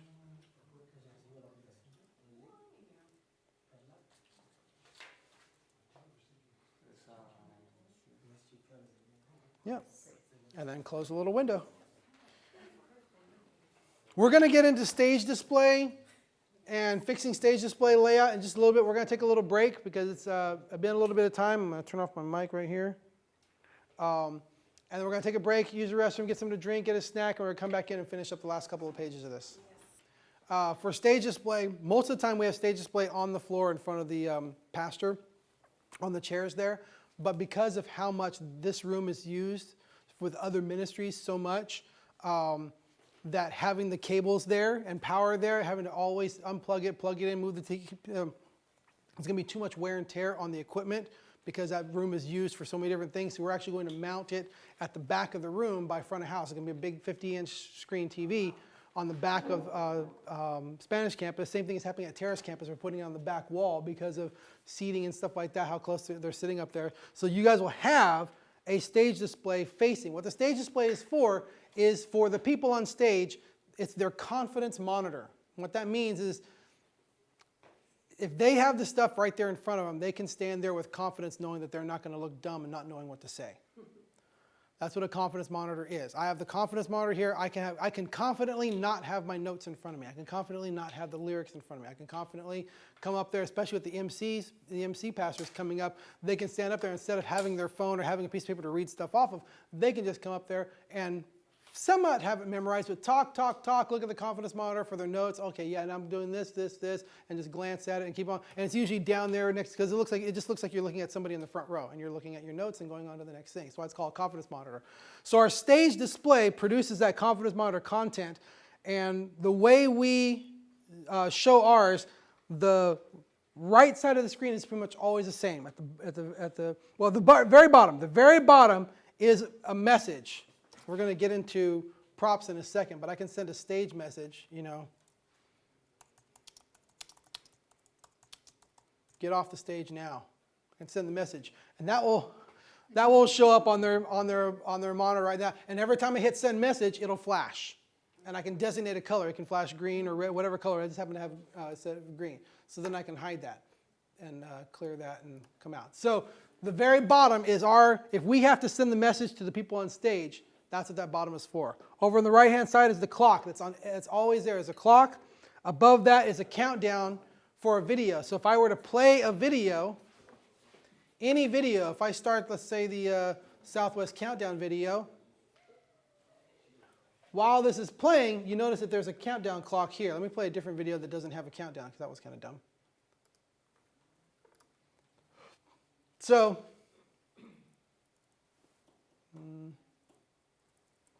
it's outputting through there, so it sounds down. No worries. So as that video is playing, you notice that on stage, they can see the countdown is telling them how much time is left in the video. So they're sitting there waiting for that video to end. If we were to jump forward in the playback, and there's 20 seconds left, they can see how much time is left. So the clock is always there. This countdown, video countdown, is always there on the stage display. And on the top is the speaker's countdown. So let's just say, clear all, let's just say Jim Ranger comes up. His lower third shows up. As soon as we do that, he has his notes here. Introduce self, welcome guests, connect cards. Well, and it's already counting down. He's got 3 minutes up here. He can see what time it is. He can see if there's a video playing. He can see the slide that's showing right now. He can see how much time he has left, and he can see his notes. And as we go to the next thing here, 3 ways you can give. There's Luke 15, lost people matter to God. First time don't give. There's 3 ways to give. We talk about that. Now watch the video. Pray and let's watch the video. We clear all and roll. And then. Okay, this is already connected to the slides, is that correct? Yes, all of that information. You'll learn how to change that information in the next class and how to create that information. But all of that is connected to the slide, so it's built into the slide. Same thing. We get to the message, right? So we clear all. We're getting ready to go in. Bumper video is playing. Right? The pastor is up there. They can see that there's 26 seconds left. But watch what happens when I click on James Ranger. Pastor James spoke at. This is the Northwest one. So when I click it, watch what happens. Now it shows this, and the countdown has changed. Now the speaker's countdown is counting down, which normally if we have 2 speakers, it's 15 minutes each. Message 1, message 2. If it's a 1 speaker, then we have to change the clock to 30 minutes, which we should do that right now. So I'm going to go here, and I'm going to go in, because this is part of what we're learning later, but I'm just going to show you a little head time right now. I can go clock right here, go to message 1. Message 1 should be 30 minutes. Enter, reset all, restart that slide, and now he's got 30 minutes. And he knows that when he gets to 0, I can't advance it that fast right now because I can't go through that. It'll count all the way down. But when this hits 0, it then turns red and starts counting up to tell them how much over they're going. Oh, nice. So they can see that. And so if they're talking, when they see those numbers go to red, they know, hey, I better start closing up. I'm going over right now. I'm going over my time limit. However, the songs, the pastors, they need to see their time. They need to see that clock. They need to see how much time they have left. They need to see what time it is and the video, and they just need to see what slide is next. However, that text, even that text right there, is too small for the worship leaders. So when we go to sing, sing, sing, watch what happens. When I click this first slide of sing, sing, sing, it changed the layout. It changed the layout so that when I click on this lyric, it's nice and big on the screen for the song people singing. So even though it's that small up there on the slide, which if all they could see was that slide on here, it would be too small for them to read on the screen on the small TV in front of them. So we have this stage display. So this stage display layout is for worship. We have another stage display layout for the MCs. So when I click on the MC slide, go to here, it changes that stage display layout for what they need to see. And there's even a different one for when we go to the message. It looks the same, but it changes because we have to look at, if you can look right here at the name of the clock. Let's go, again, let's jump to sing, sing, sing. It doesn't even have a countdown clock because there is no time limit on the songs for them to follow. Yes? Okay, I'm sorry. I don't know this, everybody else might already know this, but if there's two slides for like, say the MC, Yes. how do you advance to the second one? How do you mean? Like you pull up their lower third, Yep. and that gives them the first slide?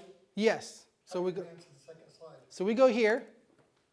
This one here, if you notice, these are the cues. This slide has a stage display cue and has a timer cue. As soon as I click on that slide, it sets the stage and resets the clock. Should reset the clock every time. Clear it first. Edit cues. MC time. Oh, it's just start timer. So it should be set to reset and start timer. Same thing. Edit cues, edit MC time. Should be set, the action should be reset and start timer. That way every time you click on their slide, it resets it back to 0 and starts it over. If I click on that slide here, it resets it to 0 and starts it over. Same thing. Every single time it resets it to 0 and starts it over. Yep. So that cue, that's what I'm showing you here. This little cue, that orange circle, that's a stage display cue, meaning that I've assigned this layout of the stage display to that slide. So if I'm on, say I'm on this song, that has a stage display cue that resets it for worship. If I go, so here's what you need to know, fixing a stage display layout. What if I had the wrong layout or the wrong clock set on Pastor Jim Ranger for Southwest?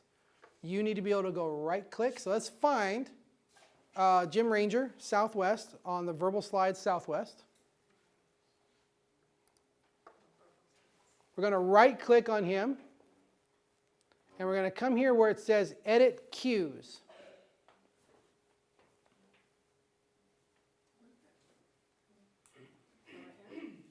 Right click on the slide itself and go to where it says Edit Cues.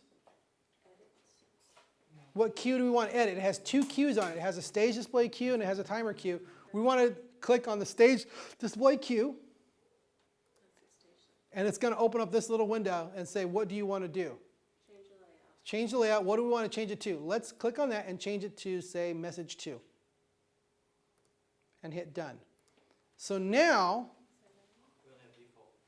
Yeah, there's only default. oh, some of yours don't have it on there. Yeah, that's right. I didn't actually create it. I got to copy those cues over there. But that's how you would do it. You would go stage display. You would change it to what it's supposed to be. It's supposed to be MC time at that time, and done. Again, all of those cues, all of those stage display layouts, I have to generate on one computer and then copy all those exact layouts to every computer that we do. That way, when you're on those computers, all the computers at Southwest, Northwest, Terrace Campus, eventually Spanish Campus all together are all going to have the same cues. I'm going to copy the file over there so that every time you go in there, you're set on the correct cue. So that's what we want to make sure. That's one of the things you want to make sure. You want to make sure that when you click on a song, go here. So we go to sing, sing, sing. We want to make sure that when we click on that song, we're looking at the stage display. And again, if you're on the computer, you don't have to run out there to see what's on stage display. If you have stage display connected like I do, as soon as you mouse over this, you can say, I want to see what's on stage display. And now you can see it on your screen. You can't click that right now because you don't have a second monitor outputting stage display, so it doesn't exist. But on the computers where you're running this, if you do have stage display, if you mouse over, you can toggle that on or off and then see what's going on. So you want to make sure that when you click on that slide, that it has that cue that sets it up the correct way at the beginning of the song. And then you also want to make sure that the cues are correct for the pastors. When you click on here, it resets it, gives them the 3-minute countdown. And then that stage display, since, again, that's a cue, it'll stay on that cue no matter what I click. I can click here, click there. Even if I go back and click this worship song, notice if I click this worship song, it's not changing the stage display because I've only put that cue into the very first slide. Once I click that first slide, it changes the stage display cue and we're moving along. That's why we have that first slide. So as soon as we're done, here's Jim Ranger, he's doing this thing, he's doing that there. We play the video is coming to an end. Got 8 seconds left, here it goes, and then we clear all. Band kicks back in. As soon as I click that, it changes their stage display layout ready for the lyrics, and they're ready to start seeing it. All right? So we just need to make sure if the stage display is not, because sometimes if that gets disconnected for whatever reason, if let's say remove cue stage display. Let's just say that happens here. Remove cue stage display. Actually, I'll do it on this one down here. Let's just say that happens. And we're on Jim Ranger, right? He finishes the announcement. The announcement video is playing. It gets near the end of the video. It's coming down. And then we clear all. Cool. And we go to the lyrics. And we go like that. And suddenly, on their stage display, they're not seeing their lyrics. Why? Because we didn't cue the stage display to switch. So we need to make sure, oh, that's there. Go to Add Cue. Add a stage display layout. Add worship. Boom. When I click on that, now it changes it, and it's changed from then on, and you can see it. So I always like to put it on the first slide, or sometimes if they jump into the first lyric, I like to have it on there as well. So I usually put it on the instrumental slide, and I also have it on the first lyric, just as a backup. So again, I've made so many mistakes in the past. I've learned from those mistakes, and now I have a certain way that I work because I don't want to make those same mistakes. So that was a really good. Can I share that, Derek? Yes, you may. I was really good because what happened on Sunday is that there was a problem. What we learned about through arrangements actually happened on Sunday. Derek actually deleted the slides, not knowing that you're not supposed to delete, and he felt really, really bad on it. And I let him know. I said, well, you didn't know. I hadn't taught you yet. If we had had one more day, we would have all known that, and it wouldn't have been a big deal. And he's like, well, I'm just making all these mistakes. I feel bad that I'm overseeing this ministry and I'm making all these mistakes. And I'm just like, just because you're a leader doesn't mean you won't make mistakes. We just have to learn from our mistakes and move on. So then I got to share with them. I go, let me tell you all the mistakes that I made this weekend and had to bust my butt to fix.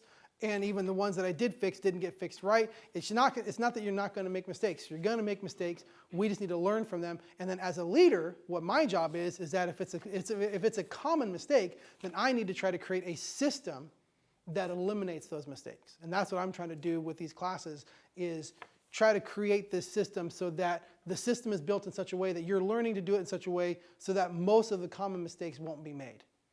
So that's where we're at right now. Here, last couple of things, working with props. And I think that's the last thing because we actually already imported content. So working with props is the last thing. Again, prop layers are things like baptism names, messages. This happens at Northwest, not as much at Southwest, but at Northwest they don't have. You notice at Southwest there's that little thing in the corners that display little red numbers for, like, has 3 numbers that come up. That's actually for nursery call. If you ever have a child, they give you a number and they say, look up there. Well, they don't have that system installed at Northwest, so they have to ask us, hey, can you please put the number on the screen?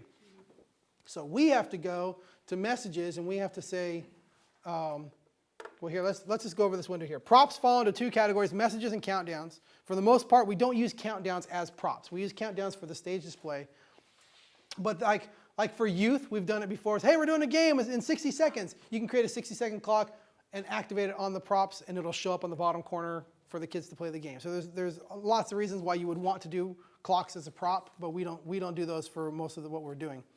We use them for a stage display, but we use messages for displaying things like nursery numbers at Northwest and baptism names.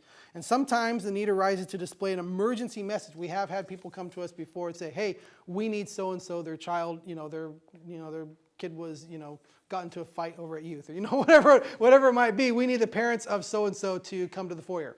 So we'll have to put that up. So you can open the messages window on the icon bar right up here. So let's all open that. We're going to click on it. And it's going to be, by default, it's going to be attached up here to this. You actually can't move it. If you try to grab that green area, you can't move it. You can detach it by clicking this little button in the corner, and now it's detached as a separate window. So now you can close it with that, but also now you can move it if you need two different parts of the screen. All right? So we can reattach it or detach it, whatever is good for you. Usually when we're doing baptism names, it's good to detach it, because then you can bring it down next to your slides and be able to come over here, because that's what we're gonna show you that right now. I'm sorry, how did you detach it? This little square over here on the top right, you click that and it attaches it, you click it and it detaches it. All right? Turning over, when you want to edit, you have to hit that little pencil button that's right underneath the detach. You click that, and now that opens the message window. I'm going to detach mine so I can move it around, but that opens the message window with all the editing. So what we're going to do, we're going to right now create a new message. We're going to create a new message. So we're going to say add. What's it going to be? We're going to call this child. We're going to call this baptism. Baptism 1. All right. Now you'll notice on Northwest and Southwest computers, it's not on Spanish campus yet because we have not incorporated baptisms into the service, but at Northwest and Southwest, baptisms happen during the worship songs, and we need to display the names during the song while the lyrics are playing. So what we have is we have multiple baptism slides. We pre-create them. I'll have baptism 2, baptism. I'm just going to create a bunch of them right now. So baptism 1. On baptism 1 is going to be Derek, right? Getting baptized today. And then we choose a template. By default, I'm going to select the lyrics lower third as our template. All right? Right here, over here on the left-hand side, lower left-hand side. You click on that. You may not have lyrics lower third. You might have something else. You can choose default if you like. I'm going to turn this off here so we can see what's going on. Clear all. So now what's going to happen is that when you say show message, just I'll type Derek's name. Or type your own name, whatever you want to put on there. When you say show message, it's going to put it wherever the template tells it to put it. So we have default templates set up at Northwest and Southwest, whereas at Southwest, because the lyrics are up high, we put the name lower. At Northwest, because the lyrics on the bottom, we put the baptism name up high. Yes? Ours is showing up kind of funky, I'm not sure why. What's that? It showed up with a red box and... It's because whatever template is chosen, choose a different template. Go to default and click that one. Now click it again, now say show message. There you go. Oh, okay. So it just depends on the template that is chosen that it applies to. So not all of yours have the proper templates created, but we would probably have, like on Northwest and Southwest, there'll be a baptism template, there'll be or a message template. We put it in the same place. So what happens is that now we're doing, in the middle of Mighty to Save, I'm going to clear all, middle of Mighty to Save, we're doing lyrics. The song is going, and we know there's a baptism. Derek's getting baptized during this service. So I'm going to open up messages. I'm going to have it detached. I'm going to have it off to the side. That way I can still follow the lyrics. I have his name ready to go. I've selected baptism 1. That's his name. I'm ready to show message. And I'm still following the lyrics. We're singing. I got to be active on here. We're going. They're doing this song. Okay, camera shot to Derek. Show it. Still following along on lyrics. They're baptizing Derek. All right, it's over. Hide. Go to the next one. And then we're still following on lyrics. So this is one of the more complicated things that you'll have to do as a computer operator, or as a ProPresenter operator, is tracking with the songs. Now here's the thing. If I'm going here on the songs, normally on the songs you hit spacebar, right? Or you hit arrow and it goes to the next one. As soon as I'm active over in this window, spacebar and arrow no longer moves that. So you want to, when you know you're doing baptism names, you're going to want to count on clicking the slides. Okay. Clicking, coming over here, standing by, baptism 2. The names will already be put in. Josh is getting baptized as a third baptism, and Scott is getting baptized, as a third one. Josh is the second one. So before the service, if they're giving you names, this is where you're putting them. Before the service, Hey, we're doing baptisms today. Okay, who's the first baptism? Right here. Who's the second one? Now, at Southwest, you can actually do 2 people at a time in the baptistry. It's big enough. So it might be, the third baptism might be Scott and Jennifer Garcia, like that. So baptism 1 will be here, baptism 2, baptism 3. At Northwest, you can only fit 1 person at a time in there, so it's usually 1 name. But you pre-create, because on those computers, there's, I think, 12 or 15 baptism names. Why that many? We don't do that many in one service. Yeah, but it allows us to pre-put all the names for the whole day. The first 3 are for the first service, the second 2 are for the second service, the last 4 are for the third service. So it allows us to know, hey, and usually what I do, let's just say that baptism 1 is first service, and then Josh is actually not going to get baptized. So baptism 1, what I'll usually do is leave a blank. Baptism 1 is Derek. During the second service is Scott and Jennifer. So I'll leave a blank that tells me, oh, I've reached the end of how many are being baptized today for this service. Then I go to baptism 3. Now this is the first person for the next service. So usually when we're programming in the names, they'll give you a sheet that'll have 3 or 4 names for first service, a couple names for second service. And so what I like to do is, again, you're going to have a whole list of baptisms. Again, I'm going to keep adding these here. Baptism 4. Baptism 5. So you'll be able to scroll through this list. Baptism 1, we have 1 during first service. Okay, so that's it. Second service, we have those 2 people at the same time. Third service, that's when Josh is going to get baptized. All right, so that tells me that there's 1. Oh, and that's it. That's all there is. That's all that I have names for. It's possible that somebody added in at the last minute and they're going to get baptized and won't be able to display their name. Once we are in the countdown, everybody get this. Once we are in the countdown, we cannot add the names anymore. We have content playing, and that's just our rule for what's going on, is that it is now too late to add any content once we're already in the message. If it's an emergency, if a pastor comes in and says, we have to have this changed right now, we have to tell them, okay, but it's possible that it's going to mess things up for the service. It's possible we're going to miss lyrics. It's possible. They just need to know that. And they can say, don't care, this is what it has to be. They have the authority to do that. But as our rule, for the most part, unless it's the producer coming to you or the campus pastor coming to you directly, once the countdown is started, we don't change the content on what's going on unless there's an absolute emergency. So they'll give us the names ahead of time. We'll type them in.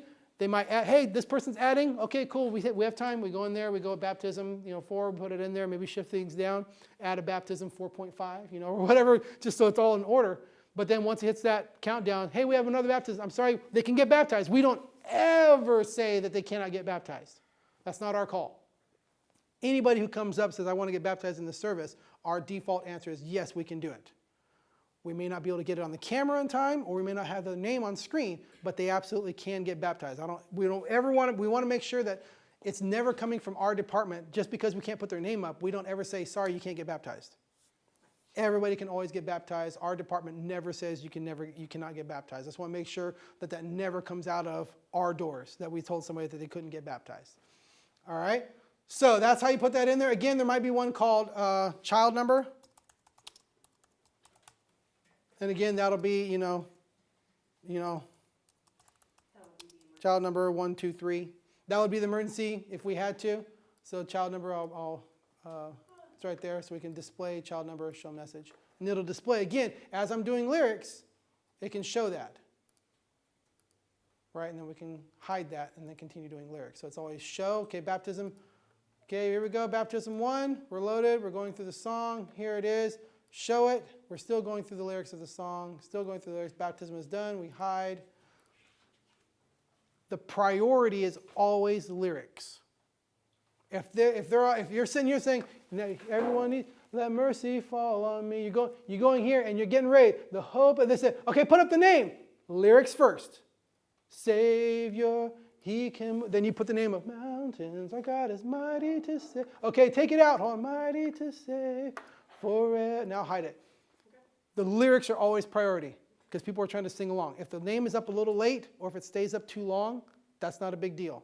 Lyrics are always priority because the person's going to say, because the TD, the director, they're focused on timing of the cameras. That's their job. They're looking at the cameras, they're timing, they're doing this, and they're going to be like, okay, now put it up. And they're not noticing probably that we're right in the middle of switching verses. That's your job to notice that we're right in the middle of switching verses. And it's your job to say, hold on, boom, okay, up. It's your job to lyrics first. And they know that. They just may not, they're in the moment, okay, put it up, hold on. And they're not going to be like, no, should I put it up? No. They know that you got to do lyrics first. But initially, they might just say, and put it up. You have to make the call on whether or not you can put it up in time to get the next lyric up early. All right? Same thing with the child dedications if we need to. If that needs, not child dedication, but the child number, if you have to do that. So baptisms, during baptisms, you'll be tracking with the lyrics. Countdowns, we kind of went over that. This is the last thing for the night. Countdowns, if you go to clocks right here. So just like messages, brings it up. It can be attached or detached. Same thing with clocks. You can bring up clocks. You can detach it and move clocks around. Usually we're only adjusting the clocks before service or at the end of service. Excuse me. You want to make sure, hey, we have one speaker today. Okay, make sure MC time is 3 minutes. There might be times where it's like, hey, we need to give the MC extra time. They need 5 minutes. Okay, we're going to give the MC 5 minutes. Okay, MC 5 minutes, and the message is broken up. There's 2 speakers, 15 minutes each. This should already be done for you, but you guys need to double check this. Now, once I type these in, you notice that it still has some clocks running. I say reset all. It sets everything back to 0. Everything is ready to go. I can close that, and now all of our clocks are going. At the end of service, we want to make sure, because the pastor has been speaking, they have been going, you notice that their clock is running. They get to the end of the message, it's probably going to be close to red.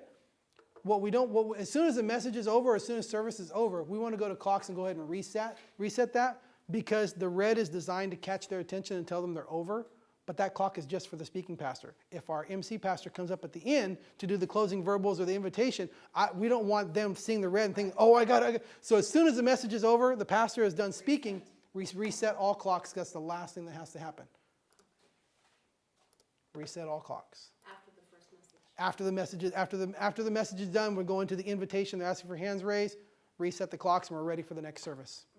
Because we just don't want that red clock ticking and people thinking, oh, what happened? All right. And then the last page, we actually already did it. Importing and changing content. When we brought in that video clip. All right. Changing content. Actually, I should show you this here. Last little thing. Let's say that they do have a different image that they want to put in under message elements. Like Pastor Lydia, she didn't want to use this grapevine image. She wanted to use this slide right here. Let me clear all. She wanted to use this slide here. So if she says, I want to add this slide just after the grapevine slide, you can drag that in between. And now it adds it to there. All right, I can right click and say delete. It just deletes it off that slide, doesn't delete it here. If she says, instead of that clip, I want this clip, I can actually either drag it in and then tell this one to delete, or I can drag this one in over the top of it and it'll replace it. But when that happens, notice that it didn't change the name.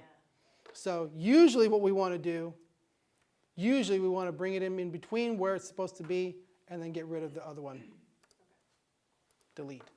So again, they might say, hey, I have this picture. Can you get it off this thumb drive? Or I emailed it or whatever. Getting it off email is kind of tough. But if they have it on a thumb drive, you can plug it in. You can hide this again, right? You hide that. Plug in their thumb drive. Let's just say it's this image right here of this camera. I just drag it into my message elements, right? Go back to ProPresenter. Go into message elements. It refreshes. There it is. Now I can grab that in here. And now I can display that picture that fast. So it is possible just before service, if they have something, if we're not already in the countdown or already displaying stuff. As you get better at this, as you get more experience with this, you can try and say, let me see if I can get that. If they say, hey, can we make this change? And we're already in the countdown. You will know what you're capable of. And if you're uncomfortable with, man, I don't know if I can do that in the 25 seconds we have left in the countdown. Or like, well, there's 3 minutes left in the countdown. I might be able to, where's the file at? So, okay, cool. Let me plug it in. Okay, we got the countdown going. Let me open up their thing. Okay, drag it to the message elements, close, eject the thumb drive, come back over here. All right, load it up on here. It's not open right there, so open it up. Let's see. Yeah, message elements, there it is. Yeah, okay, where do you want it? Right here? Okay, cool. So you'll know as you get better and better at operating this, what your limitations are. So, yeah, for the most part, I like to set the rule. Once the countdown's going, we don't make changes. Unless it's an absolute emergency and the pastor has been told, hey, if I do this, it could mess up what's already on the service. That's okay, it has to be done, we'll take the risk. Okay, I'm gonna do my best to get it right, but if this messes up something else, Not my fault. what is it that the car dealers do? And then, you know what, I don't know what the whole thing they do. All right, Pontius Pilate. Now, I don't want to have that attitude, but at the same time, I'm trying to protect you guys. I don't want you guys to feel like you failed. I don't want you guys to be like, oh, well, I got to fix this for him, then I messed it. Oh, I messed it up. I don't want you guys to unnecessarily have to go through those things. If it's an emergency, has to happen, we're going to get through it, but I'm trying to set up a system that protects you and gets you guys set up to win as best as possible. Anybody have any questions? You got some hands-on? How many of you have done your homework? Anybody downloaded the app and put it on their computer at home? Good, good. If you haven't done that yet, go to renewedvision.com. We will do this right here. So go to the internet.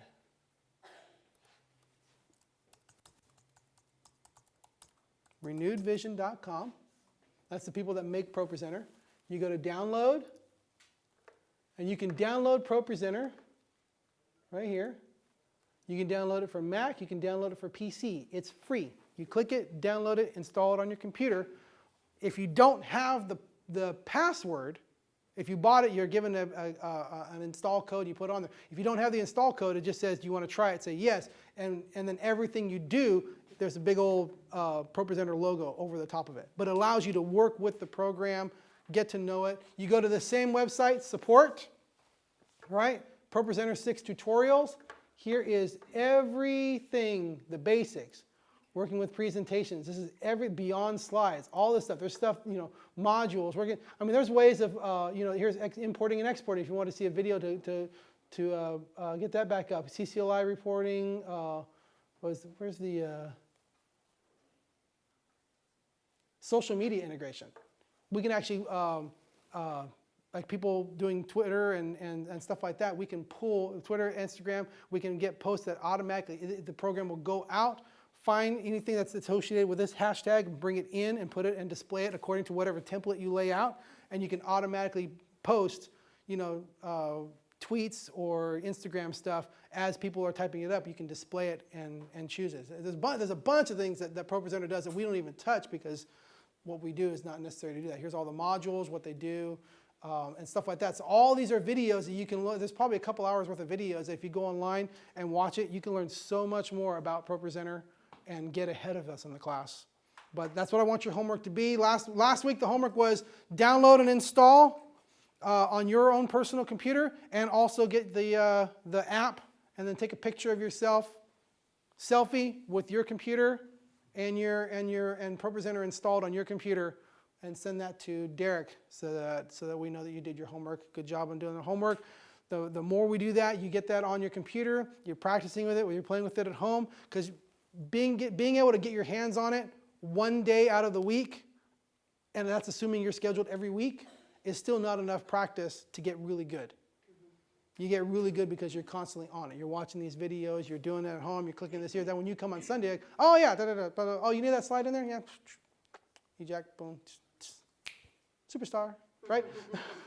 That's what I want you guys to be. So thank you very much. I hope you guys are feeling confident in your abilities. And again, I really appreciate your time and coming here. Are we going to go third class in 2 weeks?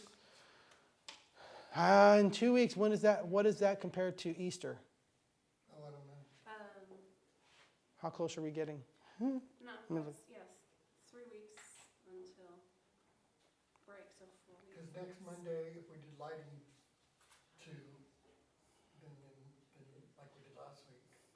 Do it the week before. You know what? Next week we are going to do lighting, because at that point,